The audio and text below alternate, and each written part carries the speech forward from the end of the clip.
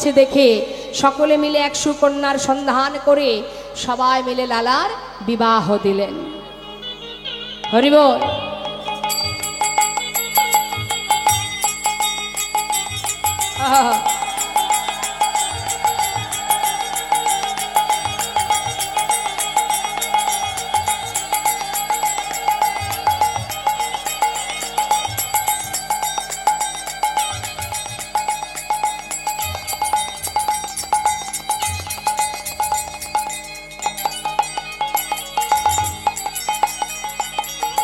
হরি বল। বিবাহ হলো মা, স্ত্রীর নাম কাত্যায়নী। দেখতে দেখতে তার একটি পুত্র সন্তানও হলো, ছেলের নাম নারায়ণ। আর তার এক পালিতা কন্যা ছিল যার নাম সুমতি। এই সুন্দর সংসার আর জমিদারি, এই চলছে তার আনন্দের দিন। এইভাবে দিন যেতে যেতে কিছুদিন পর হঠাৎ একদিন ওই জমিদারের সদর দরজার সামনে এক ভিখারি তিনি এসে ভিক্ষা চাইলেন। ভিক্ষাং দেহি। যেই না হাত বাড়িয়েছে ভিক্ষার জন্য, লালা তাড়াতাড়ি করে সেই দরজার কাছে এসে ভিখারিকে জিজ্ঞাসা করছে, এই ভিখারি, তুমি ভিক্ষা করো? হ্যাঁ বাবু। ভিক্ষা করো কেন? শুনবে? তাহলে শোনো। কি বলছে মা? ভিখারি ভিক্ষা করে কেন? শুনুন কি বলছে। বাবু গো, বাবু গো, বাবু গো,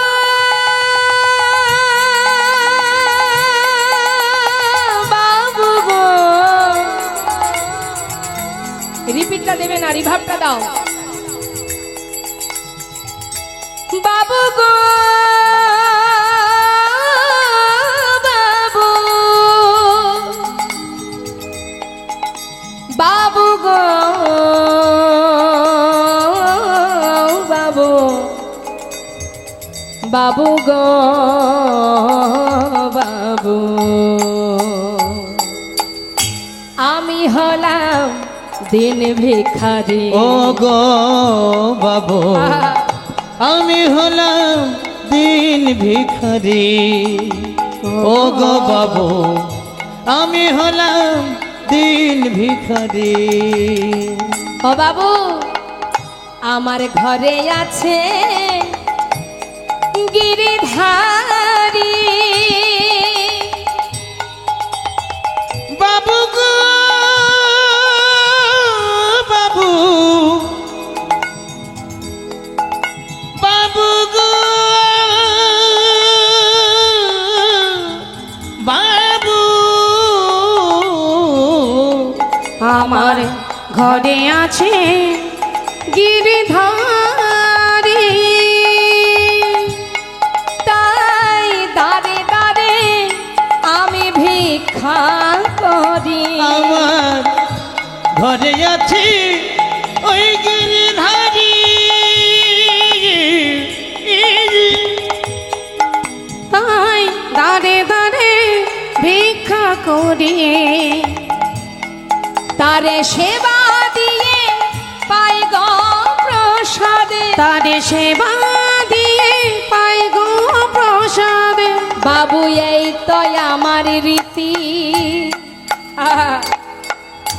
আমি হলাম দিন ভিখারি। বলি ও গো বাবু, আমি হলাম দিন ভিখারি। নিতাই গৌর হরিবল, হরিবল, হরিবল। তাহলে ভিখারির কাজ কি? ভিক্ষা করে গিরিধারী সেবা দিয়ে তারপরে নিজে প্রসাদ পায়। হ্যাঁ, আহা, অতি উত্তম কাজ।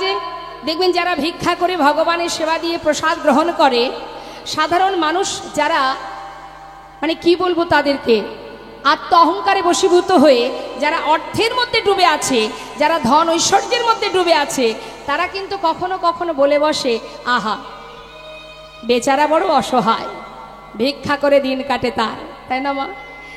কিন্তু দেখুন, সত্যি যদি কেউ ভিখারি হয়, যে সাদের দোতলা তিনতলার উপরে বসে আছে, হিসাব করলে সেই কিন্তু ভিখারি।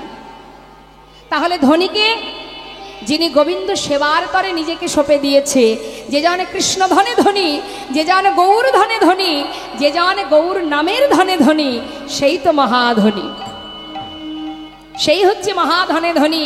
শাস্ত্রে বললেন শ্রী গৌরঙ্গের দুটি পদ, যার ধন সম্পদ সে জানে ভকতি রসসার। তার মানে যে জানে ভগবানের চরণকে নিজের ধন সম্পদ মনে করতে পারে, সেই হচ্ছে জগতের মহাধনী।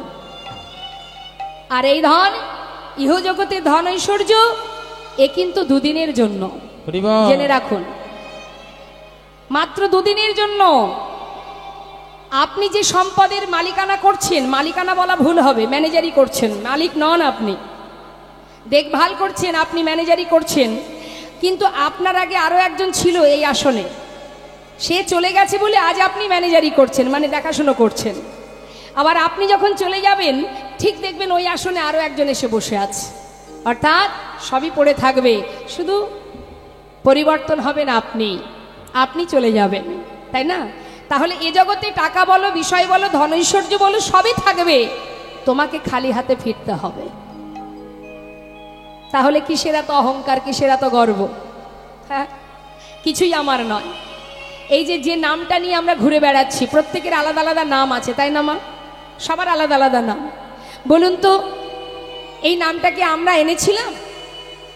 না, আমি জন্ম নেবার পর সবাই আমার গুরুজন যারা, তারা এই নামটা আমাকে দিয়েছে, সেটাই আমি ব্যবহার করছি, তাই তো? জন্ম যখন হয়েছিল তখন আমি ছিলাম একটি মানুষ, আমার কোনো পরিচয় ছিল না, পরিচয় পরে পেয়েছি, সেটাই ব্যবহার করছি। তার মানে আমার কিছুই নয়, যা পেয়েছি এখান থেকে পেয়েছি, আবার যখন চলে যাব সবই রেখে চলে যেতে হবে। মায়েরা বলুন তো, আপনার বাড়ি কোথায়? আপনার বাড়ি কোথায়? কাছাকাছি, মানে এই জুলপিয়াতেই? আপনাদের বাড়ি কোথায়? এই জুলপিয়াতেই? বাহ, আচ্ছা বলুন তো, এর আগে কোথায় ছিলেন? মানে এখন জুলপিয়াতে আছেন, এর আগে কোথায় ছিলেন? জানেন না। আচ্ছা, যখন মারা যাবেন তারপরে কোথায় যাবেন? জুলপিয়াতেই? জানেন না? তাহলে এত সময় ধরে কীর্তন শুনছেন, কীর্তনিয়ার কথায় কথায় মাথাটা তো ঝাঁকাচ্ছেন এইভাবে, হ্যাঁ, কিন্তু সব কিছু শুনে এইখানে রেখে চলে গেলে হবে না, কিছু সঙ্গে করে নিতে হবে, না হলে আমরা সারা জীবন জ্ঞান শূন্য হয়ে ওই অজ্ঞানতার অন্ধকারে ডুবে মরেই থাকবো, জীবনে চৈতন্য হবে না। তার মানে কোথা থেকে এসেছি জানি না, এখন আছি জুলপিয়াতে, আবার মরে গেলে কোথায় যাব তাও জানি না। তাহলে ঠিকানা কি আমরা ঠিক দিচ্ছি? এই যে জিজ্ঞাসা করলাম বাড়ি কোথায়, আপনি বললেন জুলপিয়ায়, আদেও কি আপনার বাড়ি জুলপিয়াতে? না, এখানে দুদিনের জন্য আসা, চাকরি করার জন্য। তবে চাকরিটা করার কথা ছিল গোবিন্দচরণে, সেটা না করে সবাই আমরা মায়ার দাস হয়ে মায়ার পিছনে ছুটে বেড়াচ্ছি। তার মানে কেমন জানেন, ওই একটা মজার কথা মনে পড়ে গেল, মানে আমাদের যে ভূতে ধরেছে তারই একটা প্রমাণ। মানে মনে করুন টুম্পার মার ভূতে ধরেছে, এখানে আছে নাকি? টুম্পা আছে? টুম্পার মা আছে? আছে না? না, মানে এই টুম্পার মা নয়। এখন যখন ভূতে ধরে তখন দেখবেন তাকে ওই ওঝা বাড়িতে নিয়ে যায় তো, নিয়ে তাকে জুতো দিয়ে মারি, ঝাঁটা দিয়ে মারি, আর জিজ্ঞাসা করে, এই বল থাকিস কোথায়, বল। বেনাঝোপের ওপরে থাকি। বাড়ি কিন্তু জুলপিয়ায়। এখন ভূতে তো ধরেছে, এখন ভূত ধরেছে বলে বলছি কি আমার বাড়ি ওই তেমাথায় বেনাঝোপের ওপর। তাহলে ঠিকানাকে ঠিক বলছে মা? বলছে না। টুম্পার মা তো বলছে না, বলছে তো ভূতে। তা ভূতের ঠিকানা যেখানে ভূত সেটাই বলছে, কিন্তু জুলপিয়ার কথা তো বলছে না। ঠিক তেমন আমাদেরও সেই একই অবস্থা, আমাদেরও ভূতে ধরেছে, সংসাররূপী ভূত আমাদেরকে ধরেছে, এমনভাবে ধরেছে যে আমরাও সদা সর্বদাই সবার কাছে ভুল ঠিকানা দিয়ে যাচ্ছি। জেনে রাখো, এটা তোমার ঠিকানা নয়, এটা তোমার ঘর নয়, এটা তোমার পরিচয় নয়। তোমার একটাই পরিচয়, তুমি কৃষ্ণচরণের দাস। নিতাই গৌর হরিবল হরিবল হরিবল। তাই সবার কাছে আমার নিবেদন, কমিটির ভক্তগণ আপনাদের কাছে যাবে, সংসারের মধ্যে দিয়ে তোর ভগবানের সেবা হয় না। এই মন্দির কমিটির ভক্তগণ আপনাদের কাছে ভিক্ষার ঝুলি নিয়ে যাচ্ছে। আপনারা গোবিন্দ সেবার জন্য, জগন্নাথ প্রভু জগন্নাথের সেবার জন্য যে যতটা সম্ভব দান করে যান। আপনি যতটুকু দেবেন ভগবান তার দ্বিগুণ আপনাকে ফিরিয়ে দেবে, তবে সেই আশা নিয়ে যেন দেবেন না। দান অনেক রকমের আছে বাবা। কেউ দান করে পিছনে আবার আশা করে বসে থাকে যে হে ভগবান এই 100 টাকা দিলাম, আমার ছেলে যদি মাধ্যমিকে ভালো পাশ করে 500 টাকা দেব। এই যে আশা স্বরূপ দান, এটা যেন করবেন না। চাইবার কোনো দরকার নেই। আপনি দান করুন ভগবানের সেবার তরে, শুধু তার চরণে প্রার্থনা করুন যে দানটুকু আমি করলাম প্রভু, তুমি যতটুকু দিয়েছ তার থেকে যতটুকু আমি তোমায় দিলাম সেটুকু যেন তোমার সেবায় লাগে। এই কামনা নিয়ে সবাই দান করুন। প্রত্যেকে দান করবেন, কেউ কিন্তু বঞ্চিত করবেন না। আর সেই সঙ্গে আমি বলবো, মন্দিরের জন্য যদি আপনারা দান করতে চান, যদি কারোর মনে কোনো বাসনা থেকে থাকে, আপনারা দান করবেন বা আমার কাছে আসুন, বলতে পারেন কে কি দেবেন না দেবেন মন্দিরের জন্য। আমরা কমিটির ভক্তগণের কাছে জানাবো, এই জগন্নাথ মন্দির শুধু আপনার একার কারোর নয়, সকলের, আপনাদের সকলের। তাই আপনারা অবশ্যই দান করবেন, প্রাণ ভরে দান করুন। এই জীবনে এটাই হচ্ছে শ্রেষ্ঠ কাজ। নেতাই গৌর হরিবল।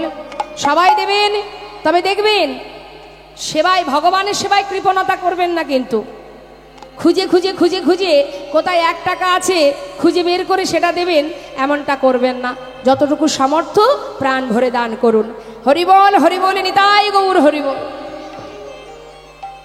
জয় রাধে।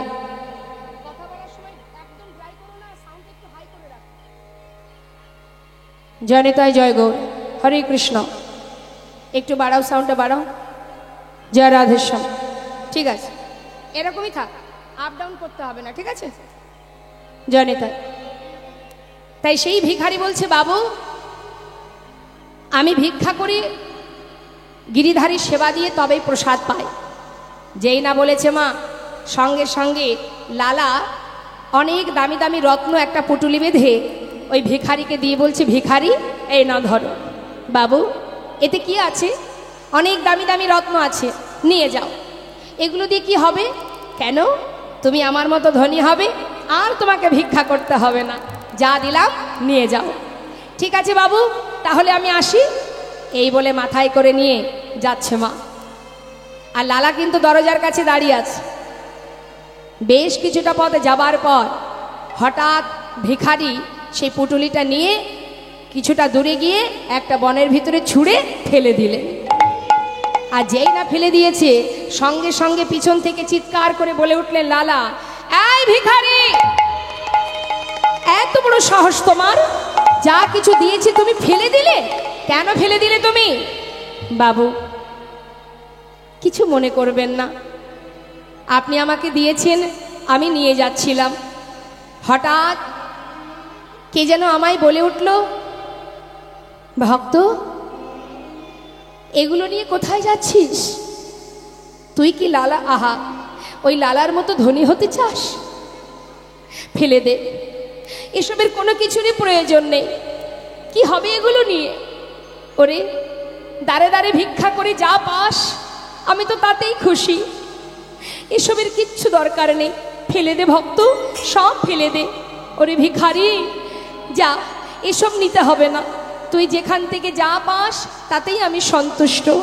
আয় ভিখারি আয় রে ফিরে, ভুলে যাস না মোহ ভরে। আয় ভিখারি আয় রে ফিরে, ভুলে যাস না মোহ ভরে। আয় ভিখারি আয় রে ফিরে, ভুলে যাস না মোহ ভরে। তোর গোবিন্দ সেবার বেলা বয়ে যায়, গোবিন্দ সেবার বেলা বয়ে যায়, গোবিন্দ সেবার বেলা বয়ে যায়। বিদুরের খুদ যেমন তোর ভিক্ষার অন্ন তেমন, বিদুরের খুদ যেমন তোর ভিক্ষার অন্ন তেমন, বিদুরের খুদ যেমন তোর ভিক্ষার অন্ন তেমন। সেবা দিতে ভুল করিস নে আমার, সেবা দিতে ভুল করিস নে ও সেবা আমার, দিতে ভুল করিস নে আমার। আই ভিখারি আই রে ফিরে, আই ভিখারি আই রে ফিরে, আই ভিখারি আই রে ফিরে, আই ভিখারি আই রে ফিরে, ভুলে যাস না মোহ ভরে, আই ভিখারি আই রে ফিরে। ভুলে যাস না মোহ ভরে, আই ভিখারি আই রে ফিরে। সেবা দিতে ভুল করিস নে আমার। সেবা দিতে ভুল করিস নে ও সেবা আমার। দিতে ভুল করিস নে আমার। কথাটা কি বললেন মা? বাবু, আপনার দেয়া ধন ঐশ্বর্য নিয়ে যাবার কালে হঠাৎ কে যেন আমায় বলে উঠল, ফেলে দে, এগুলো নিয়ে কোথাও যেতে হবে না। তুই লালার মতো ধনী হয়ে গেলে দিনে দিনে ভগবানকে ভুলে যাবি। দাঁড়ে দাঁড়ে ভিক্ষা করে যা পাস আমি তাতেই সন্তুষ্ট। আহা, বিদুরের খুদ যেমন, তোর ভিক্ষার অন্ন তেমন। বাবা, ভগবান তো রাজভোগ চায় না, চাই কি? ভক্ত যতটুকু ভগবানকে সেবা দেয়, সে যেমনই দিক না কেন, যাই দিক না কেন, যদি তার মধ্যে ভক্তি থাকে, যদি তার মধ্যে ভালোবাসা থাকে, ভগবান তাতেই সন্তুষ্ট। বাবা, তিনি বলেনি আমাকে অমৃত খেতে দাও, রাজভোগ খেতে দাও, না, শুধু ভক্তি ভরে ভালোবেসে তুমি যেমনটা দেবে। বিদুরের ঘরে গিয়েছিলেন ভগবান শাকর্ণ সেবা করতে। বিদুরের স্ত্রী ভুল করে একটা খোসা সেবা দিয়েছিলেন কলার বদলে, কলার শ্বাস ফেলে খোসাটা দিয়েছিলেন।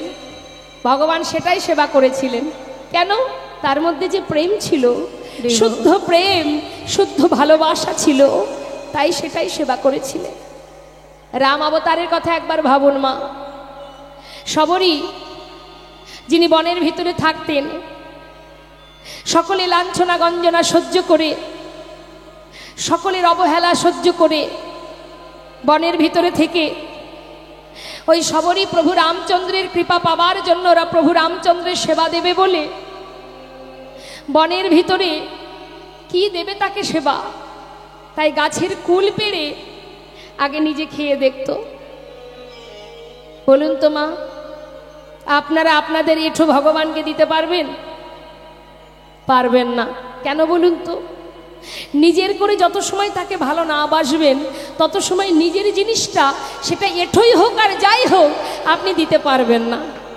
আপনি আপনার সন্তানকে আপনার এঁঠো খাওয়ান না? খাওয়ান তো। বা সন্তানের এঁঠো আপনি খান, কারণ তাকে নিজের করে ভালোবাসেন তাই। ঠিক এইভাবে যদি তাকে ভালোবাসা যায়, তখন আপনি আপনার বদনের এঁঠোটাও তাকে দিতে পারবেন। ঠিক তেমন ওই শবরী গাছের কুল পেড়ে দেখছে মিষ্টি না টক, যেটা মিষ্টি অর্ধেকটা খেয়েছে বাবা, আর বাকি অর্ধেকটা রেখে দিয়েছে। এটা মিষ্টি, প্রভু রাম এসে খাবে। সর্বক্ষণ বন থেকে কুসুম চয়ন করে ফুল তুলে ছড়িয়ে ছিটিয়ে রাখত, কারণ এই পথে রাম আসবে। এমন ভক্তি থাকলে ভগবানকে দূরে থাকতে পারে মা? স্বয়ং ভগবান প্রভু রামচন্দ্র তিনি সেই শবরীর কাছে গিয়ে তার সেই গুছিয়ে রাখা এঁঠো কুল সেবা করেছিলেন। এখান থেকে বুঝতে হবে, ভগবানকে তুমি যেমনটাই দেবে, যদি তোমার শুদ্ধ ভক্তি ভালোবাসা থাকে তুমি দিতে পারবে। কিন্তু যদি ভক্তি না থাকে, আমরা ভগবানকে ভালোবাসি কিভাবে?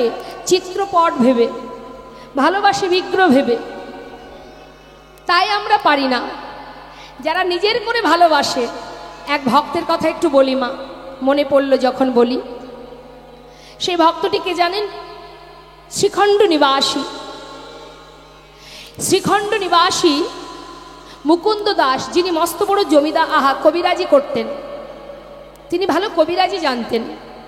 তারই ঘরে গোপীনাথ বিগ্রহ সেবা, আর ঘরে ছিল তার একটা সন্তান, পুত্র সন্তান, যার নাম রঘুনন্দন।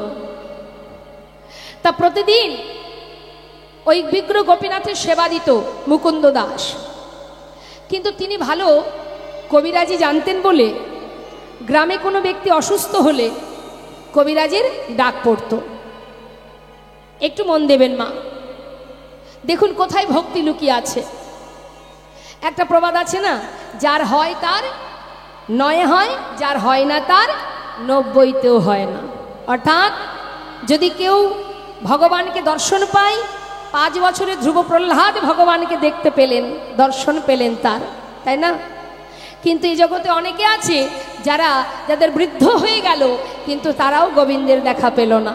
এই যে একটাই কথা মা, মহাজন শাস্ত্রে বললেন, যদি কেউ ডাকার মতো একবার ডাকতে পারে, সেই ডাকটা এমনই ডাক, শুধুমাত্র নিজের সুখের জন্য ডাকলে হবে না। সারা জীবন ধরে ডাকি আমরা, কিন্তু পাই না দেখা। কেন পাই না? আমরা ডাকি আমাদের স্বার্থ সিদ্ধির জন্য, তাই তো দেখা পাই না।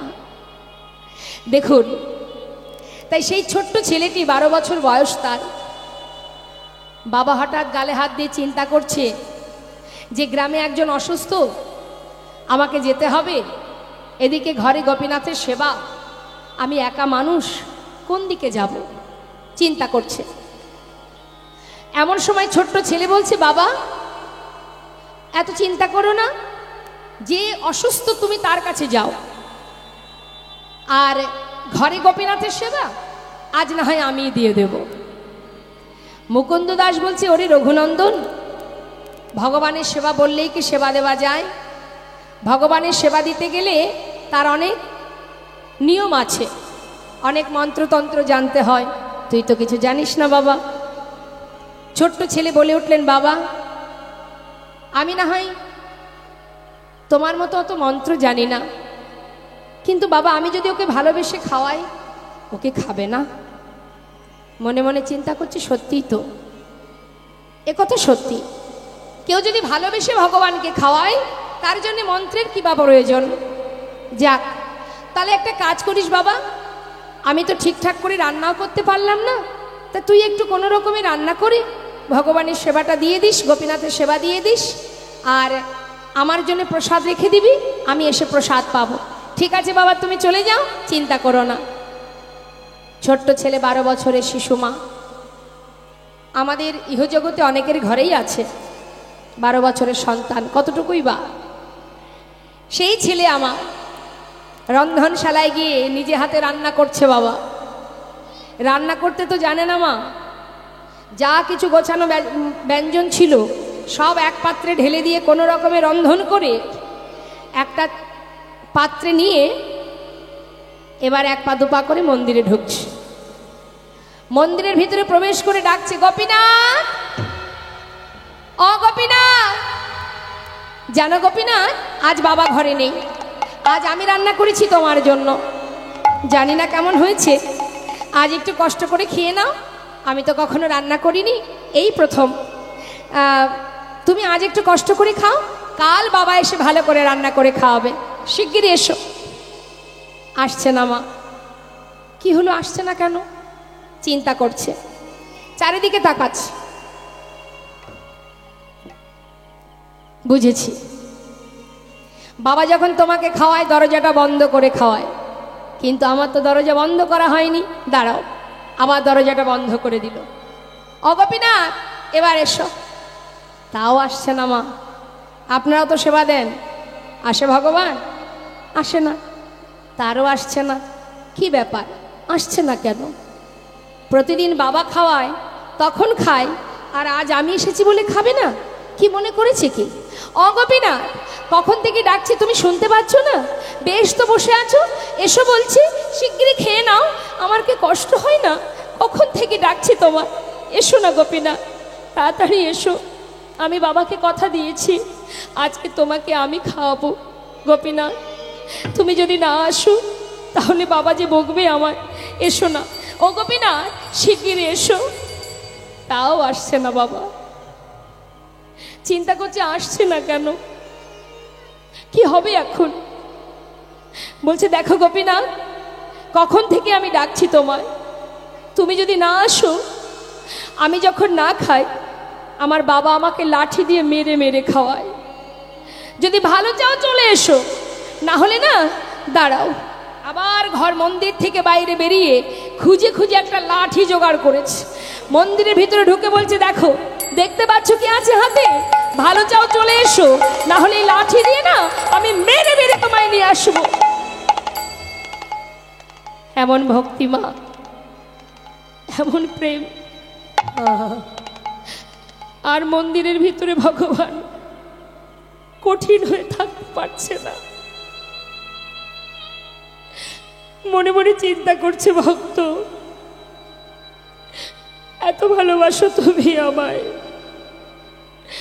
আমার জন্য লাঠি জোগাড় করে এনেছো, এতদিন এখানে আছি, কিন্তু এমন করে ভালোবেসে কেউ কোনোদিন আমায় খাওয়ায়নি। হরিবল, আর তোমায় ডাকতে হবে না, আমি যে আর থাকতে পারছি না। বিগ্রহ থেকে সচল মূর্তি ধারণ করে এক পা দুপা করে পাতা আসনে এসে বসেছে। যেই না বসেছে রঘুনন্দন মনে মনে ভাবছে, দেখেছো, যেই না লাঠির ভয় দেখিয়েছে আর অমনি চলে এলো। হ্যাঁ, তাড়াতাড়ি খেয়ে নাও, বাবা ঘরে নেই, শিগগিরই খেয়ে নাও। যেই না মুখে দিয়েছে মা, পাশে দাঁড়িয়ে জিজ্ঞাসা করছে রঘুনন্দন, কেমন হয়েছে গোপীনাথ? আমি তো আগে কখনো রান্না করিনি, এই প্রথম। ভালো হয়েছে, একটু কষ্ট করে খাও, কালকে বাবা ভালো করে রান্না করে খাওয়াবে। ভগবান বলছে, জানো ভক্ত, মনে মনে বলছে মা, এই যে কি সুস্বাদু, এই যে ভক্তের হাতের রান্না। হরি বল, ভক্ত আমার জন্য রান্না করেছে। ভক্ত যদি ভালোবেসে আমাকে সেবা দেবার জন্য রন্ধন করে, সেটা খারাপ হবে কেমন করে? তুমি জানো না ভক্ত, এই যে কি স্বাদ, এই যে অমৃত আমার কাছে, তোমাকে বলে বোঝাতে পারবো না। একটু একটু করে প্রভু সেবা করছে। ভক্তের হাতে রান্না পেয়ে আজ আর কারোর কথা মনে নেই। মনের সুখে সেবা করতে করতে প্রায় থালায় যা ছিল সবই শেষ। অবশেষে যতটুকু ছিল সেটুকু নিয়ে নিজের মুখে দিতে যাবে, হঠাৎ রঘুনন্দন দেখছে সর্বনাশ, গোপীনাথ তো সব খেয়ে নিল। এ কি, এখনো আমি খাইনি, বাবা খাইনি। ছুটে গিয়ে ভগবানের হাতটা চেপে ধরলেন, গোপীনাথ ওঠো, উঠে যাও, এক্ষুনি ওঠো। এ কি, তাড়িয়ে দিচ্ছ কেন? এই তো তুমি ডেকে ডেকে নিয়ে এলে, আবার এখন তাড়িয়েও দিচ্ছ? দেব না, যা রান্না করেছি সবই তো তোমায় দিয়েছি, এখনো আমি খাইনি, বাবা খাইনি, সবই যদি তুমি খেয়ে নেবে, আমরা কি খাবো? ও সত্যি তো। আসলে কি জানো ভক্ত, আজ না হঠাৎ করে এমন সুস্বাদু রন্ধন পেয়ে কারোর কথা আমার মনে ছিল না। ঠিক আছে ঠিক আছে, দাঁড়াও। হাতে যেটুকু ছিল অবশিষ্ট সেটুকু পাত্রে রেখে দিয়ে আচমন করে বিগ্রে মিলিত হলেন। এদিকে কি হলো মা? বেশি তো ছিল না থালায়, যেটুকু ছিল সেটুকু নিজে সেবা করে পাত্রটা ভালো করে ধুয়ে গুছিয়ে রেখে দিয়েছে। যথাসময়ে মুকুন্দ দাস গ্রামের কাজ সেরে ঘরে ঢুকেছে। রঘুনন্দন, বলো বাবা, সেবা দিয়েছিস তো? হ্যাঁ হ্যাঁ, তুমি চিন্তা করো না বাবা, যাক আমার বড় কাজটা তুই করে দিলি, আমাকে বাঁচালি বাবা। যাকে আমার প্রচণ্ড খিদে পেয়েছে, একটু প্রসাদ দে আমায়। বাবা জানো, আজ আর প্রসাদ নেই। কেন নেই? কোনো ভক্ত এসেছিল নাকি? কেউ আসেনি, তাহলে প্রসাদ কি হবে? কি আর হবে, সবই তো এই গোপীনাথ খেয়ে নিচ্ছিল। ভাগ্যে সাতটা ধরেছিলাম, আমার জন্য একটু রেখেছিল, সেটা আমি খেয়ে নিয়েছি। কি, গোপীনাথ খেয়েছে? এ কি করে সম্ভব? প্রতিদিন তো আমি সেবা দিই, কোনোদিন তো সে খায় না। আজ আমি ঘরে নেই, আজই খেয়ে নিল? না না, এটা হতে পারে না। সে তো পাথর, সে কি করে সেবা করবে? সে তো কথা বলতে পারে না, সে তো চলতে পারে না। আমার ছেলে নিজে খেয়ে ওই বিগ্রের নামে দোষ দিচ্ছে। যার যেমন ভাব তার তো তেমনই লাভ মা। হ্যাঁ, ভাবছি এটাই যে আমার ছেলে নিজে সবই খেয়েছে, খেয়ে ওই বিগ্রের নামে দোষটা দিচ্ছে। সে তো আর এসে বলবে না, অ মুকুন্দ আমি কিন্তু খাইনি, তোমার ছেলে খেয়েছে। বলবে কি করে? সে তো পাথর। হরি বল। এটাই তার ধারণা। এবার দেখুন কি হলো মা, মনের সন্দেহটাকে দূর করার জন্য পরের দিন সকালবেলা ছেলেকে ডাকছে, রঘুনন্দন বলো বাবা, তুই তো ভালো সেবা দিতে শিখেছিস, আমাকে আজও যেতে হবে গ্রামের কাজে। তা তুই এক কাজ কর, আজ আর রান্না করতে হবে না। গোপীনাথ নাড়ু খেতে ভালোবাসে, তুই আজকে ঘরে নাড়ু তৈরি করা আছে, একটু নাড়ুটা ভোগ দিয়ে দিস। ঠিক আছে ঠিক আছে বাবা, চিন্তা করো না। মুকুন্দ দাস কিন্তু কোথাও যায়নি মা, ছেলেকে ধরবার জন্য হাতে নাতে মন্দিরের পিছনে গিয়ে দেয়ালে কান পেতে আছে। কেন? আমার ছেলে যখন মন্দিরে ভোগ নিবেদন করতে যাবে তখন আমি শুনবো যে আমার সন্তান ছাড়া আর কারোর কণ্ঠ শোনা যায় কিনা। কান পেতে আছে। আর এদিকে নাড়ু সাজিয়ে নিয়ে পাত্রে চললেন 12 বছরের শিশু রঘুনন্দন। ও গোপীনাথ, গোপীনাথ চিনতে পারছো আমায়? কাল এসেছিলাম, আজ কিন্তু আর ডাকতে পারবো না, শিগগিরই এসো। আজ তোমার জন্য নাড়ু এনেছি। বাবা বলল তুমি নাকি নাড়ু খেতে ভালোবাসো, তাই নাড়ু এনেছি, শিগগিরই এসো, নাড়ু খেয়ে নাও। আহা, ভগবান বিগ্রহ থেকে সচল মূর্তি ধারণ করে পাতা আসনে বসে বলছে, ভক্ত কেউ যদি ডাকার মতো আমাকে একবার ডাকে, আর সেই ডাকে যদি আমার কর্ণে একবার পৌঁছায়, ভক্ত যদিও কোনোদিন আমায় ভুলে যায়, আমি কোনোদিন সেই ভক্তকে আর ভুলি না।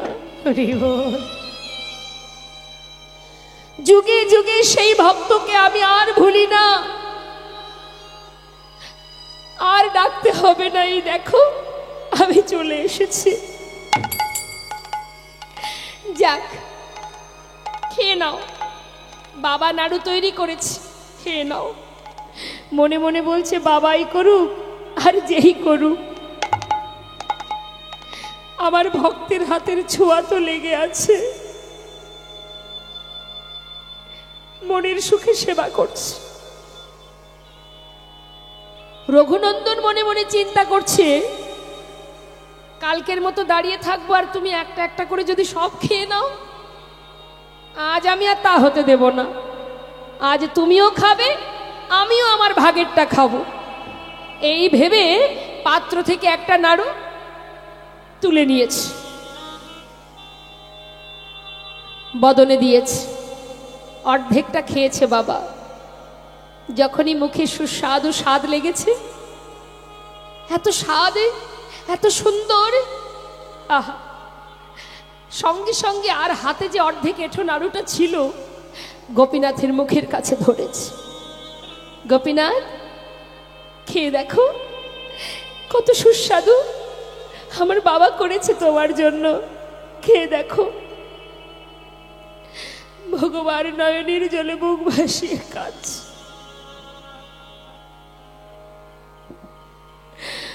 আর মনে মনে বলছে, ভক্ত তুমি এত ভালোবাসো আমায়, নিজের মুখের এঁঠো নাড়ু দিতে তোমার এতটুকু দ্বিধা হচ্ছে না। হরি বল। গোপীনাথের চোখে জল দেখে রঘুনন্দন বলছে, গোপীনাথ তুমি কাঁদছো? বুঝেছি, আমার এঁঠো নাড়ু দিয়েছি তাই তুমি কাঁদছো। আসলে কি জানো, আমার খুব ভালো লেগেছে তো, তাই আমি তোমায় দিচ্ছিলাম। বেশ, আর আমি দেব না। প্রভু বলে উঠলেন, না না রঘুনন্দন, আমি সেজন্য কাঁদছি না। আমি কাঁদছি কেন জানো? তুমি যদি তোমার এঁঠো নাড়ুটা আমাকে খাওয়াতে পারো, তবে কি আমি আমার প্রসাদী নাড়ুটা তোমাকে খাওয়াতে পারি? ঠিক আছে, বেশ, তাহলে তুমি আমায় খাইয়ে দাও, আমি তোমায় খাইয়ে দিই। এবার ভক্ত তার এঁঠো নাড়ু দিচ্ছে ভগবানের বদনে, আর ভগবান তার প্রসাদী নাড়ু দিচ্ছে ভক্তের বদনে। ভক্ত ভগবানের মধুর মিলন, মধুর প্রেম। হরি বল, হরি বল। মন্দিরের পিছনে মুকুন্দ দাস মনে মনে চিন্তা করছে, কে আমার সন্তান ছাড়া আরো একজনের কণ্ঠ শোনা যায়, তবে কে সে? ছুটতে ছুটতে এসে যেই না মুষ্টাক হাতে দরজা খুলেছে, তার আগেই ভগবান অর্ধনাড়ু হাতে নিয়ে বিগ্রহে মিলিত হলেন। ভাগ্যে হলো না মা। গোপীনাথের হাতে অর্ধনাড়ু দেখে ছুটে গিয়ে সন্তানকে বুকের মধ্যে জড়িয়ে ধরলেন। রঘুনন্দন, রঘুনন্দন, এমন সন্তান আমি কাছে পেয়েছি। সারা জীবন আমি যার সেবা দিলাম, আমি তার দেখা পেলাম না, কিন্তু তুই আমার সন্তান হয়ে নিজে হাতে তাকে সেবা দিলি বাবা। আমার বুকের মাঝে আয়। আমি যাকে এতদিন সেবা দিয়েছি পাথর ভেবে, আর তুই তাকে সেবা দিয়েছিস নিজের জন ভেবে, তাই তো দেখা পেলি। আয় বাবা, তোর মতো সন্তানকে বুকে জড়িয়ে ধরে এতদিনের অযোগ্য দেহ আমি যোগ্য করি, এতদিনের অযোগ্য দেহ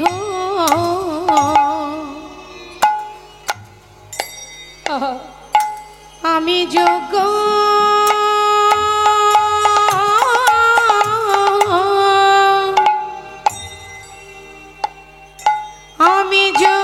করি। তোর মতো ভক্ত সন্তানে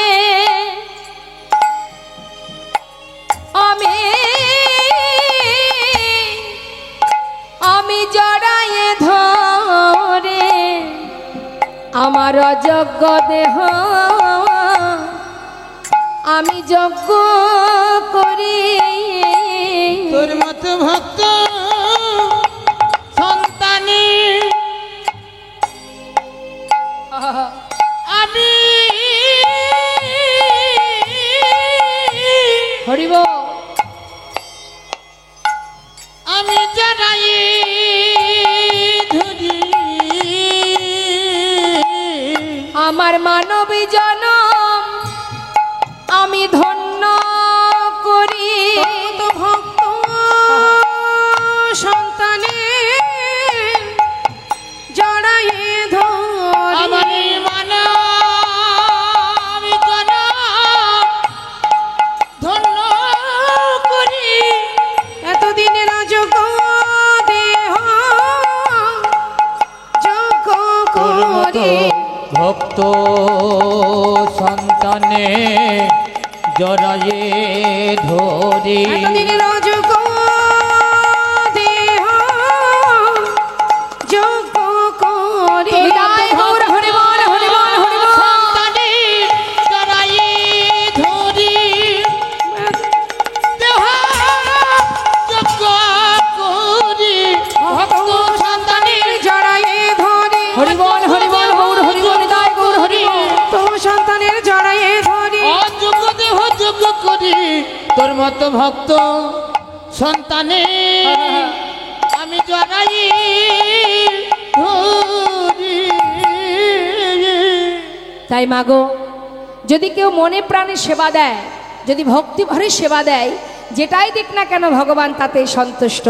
তাই আজ প্রভু বললেন, ওরে ভিখারি ফেলে দে, যা পেয়েছি সব ফেলে দে, দাঁড়ে দাঁড়ে ভিক্ষা করে যা পাবি আমি তাতেই খুশি। বাবু তাহলে এবার আমি আসি। লালা বলছে, দাঁড়াও ভিখারি, এটাই যদি হয় তাহলে তুমি আমার কাছে থাকো, আমার এই জমিদার মহলে থাকবে, তুমি নিজে কৃষ্ণ নাম করবে আর আমাকে শোনাবে। না না বাবু, এখানে থাকলে আমিও আপনার মতো দিনে দিনে গোবিন্দকে ভুলে যাব, তাই আমি এখানে থাকবো না, আমার যেখানে জায়গা আমি সেখানেই চলে যাব। এই বলে ভিখারি চলে গেল। মা লালা মনে মনে চিন্তা করলেন, তবে কি এই জমিদারি মহলে থাকলে, এই সুখ স্বাচ্ছন্দ্যে থাকলে তবে কি গোবিন্দকে ভুলে যেতে হয়? ভাবতে ভাবতে ঘরের ভিতরে যেই না গেছে মা, হঠাৎ দেখছে সেই জমিদারি, ওই জমিদার মহলে যে কাজের মেয়ে, যে কিনা কাজ করে, সেই কাজের মেয়েটা জমিদারের বিছানায় শুয়ে আছে। সঙ্গে সঙ্গে লালা বলে উঠলেন, কে আছিস? এত বড় সাহস, কাজের মেয়ে হয়ে জমিদারের বিছানায় ঘুমিয়ে আছে? কে আছিস? ওকে ধরে নিয়ে যা, ধরে নিয়ে ওকে 30 ঘা বেত্রাঘাত কর। যেই না বলা, সেই কাজের মেয়েটা বিছানা থেকে নেমে একবার হাসছে আর একবার কাঁদছে। আর যেই না ওকে হাসতে দেখেছে মা, সঙ্গে সঙ্গে আবার হাতটা চেপে ধরেছে লালা। চেপে ধরে বলছে, এই হাসলি কেন বল? হাসলি কেন? তুই বিছানায় শুয়ে আছিস, তার জন্য তো 30 ঘা বেত্রাঘাত করবো বলেছি, এরপরেও তুই, তোর হাসি পাচ্ছে, কেন হাসলি বল? বাবু, আমি হাসছি কেন জানেন? শুনুন তাহলে।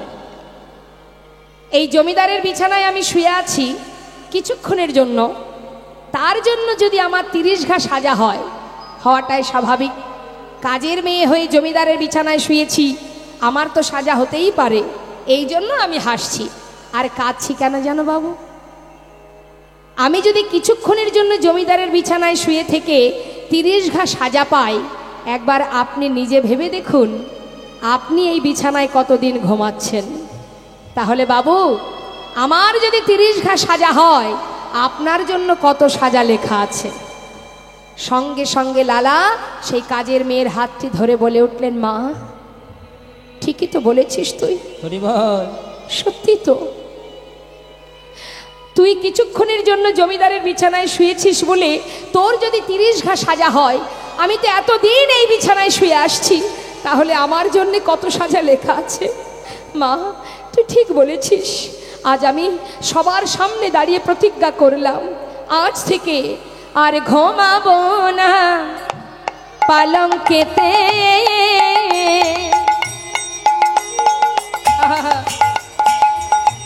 এই করিলাম আর ঘুমাবো না ওই পালঙ্কেতে, এই করিলাম পান। এ দেহেতে এ প্রাণ আমার থাকবে যতক্ষণ। বলো এ দেহেতে হে প্রাণ আমার থাকবে যতক্ষণ। আর ঘুমাবো না পালঙ্কে, আর ঘুমাবো না পালঙ্কে, আর ঘুমাবো না পালঙ্কেতে। এই পানি করিলাম আমি, নানা ঘুমাবো না পালঙ্কেতে।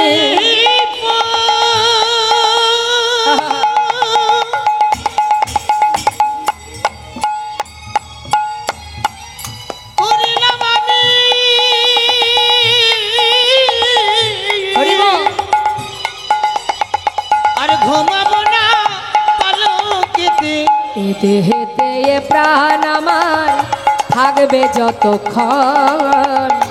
এ দেহেতে প্রাণ আমার থাকবে যতক্ষণ। কখন কার ভিতরে বৈরাগ্য আসে, কখন কার ভিতরে ত্যাগ আসে, কে বা জানে মা। একটা ভিখারির কাছ থেকে, একটা কাজের মেয়ের কাছ থেকে যে শিক্ষা পেল লালা, মনে মনে স্থির করলেন, আজ থেকে এই পালঙ্কে আমি আর ঘুমাবো না। সঙ্গে সঙ্গে লালা কয়েকদিনের মধ্যে পালকি চেপে তিনি যাচ্ছেন খাজনা আদায় করতে। গোটা রাজ্য পরিদর্শনে যাচ্ছে আর খাজনা আদায় করতে যাচ্ছে মা। হরি বল।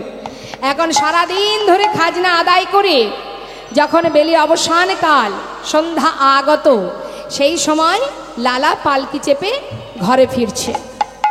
দেখুন, আমাদের প্রত্যেকটা মানুষের জীবনেই কিন্তু সেই দিনের আলো শেষ হয়ে সন্ধ্যা ঘনিয়ে আসবে। তাই এর জন্যই আমাদের কীর্তন শুনতে হয়। কিভাবে লালার একটু একটু করে জীবনের বৈরাগ্য এলো, ত্যাগের সৃষ্টি হলো। কোথা থেকে? একটা ভিখারির কাছ থেকে, একটা কাজের মেয়ের কাছ থেকে।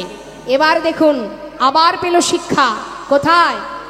যখন সন্ধ্যাবেলা, সন্ধ্যা আগত, পালকি চেপে ঘরে ফিরছে, হঠাৎ এক রজক কন্যা, মানে যারা কাপড় কাচে তাদেরকে বলা হয় রজক, ধোপা যাদের বলা হয়। এখন ওই হ্যাঁ সেই রজক কন্যা চিৎকার করে তার পিতাকে বলছে, তখন কিন্তু লালা খাজনা আদায় করে ফিরছে। মা কি বলছে? বাবু গো, বেলা যায়, বাসনায় আগুনে দাও। অর্থাৎ মায়েরা নিশ্চয়ই জানেন বাসনা কাকে বলে, জানেন তো? কলার পাতা শোকালে তাকে বলে বাসনা। আগেকার সময়তে এত এত দামি দামি ডিটারজেন্ট ছিল না। আগেকার সময়ে কলার পাতাকে শুকিয়ে যে বাসনা হতো সেটাকে পোড়ালে একটা খার তৈরি হতো, সেটা দিয়ে কাপড় পরিষ্কার করা হতো। তাই রজকন্যা চিৎকার করে তার পিতাকে বলছে, বাবু গো, বেলা যায়, বাসনায় আগুন দাও। আর সেখান থেকে প্রতিধ্বনি শুনছে লালা। কি শুনছে? বেলা যায়। আহা, আমাদের প্রত্যেকেরই জীবনে কখন বেলা যাবে আমরা জানি না। বেলা যায়, বেলা যায়,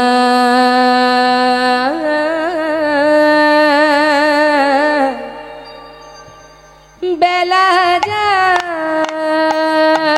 বেলা যায়, তাই গৌর হরিব। বেলা যায় যায় যায়, হরি বল, হরি বল। বেলা যায়,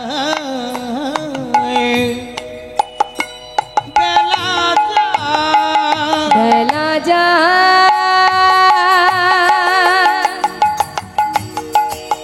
বেলা যায়,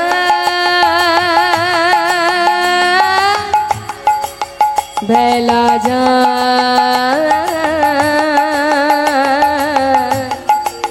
বেলা যায়, বেলা যায়, বেলা যায়, বেলা যায়, বেলা যায়। বেলা গেল, সন্ধ্যা হলো, বেলা গেল, সন্ধ্যা হলো, ফিরে এসো তার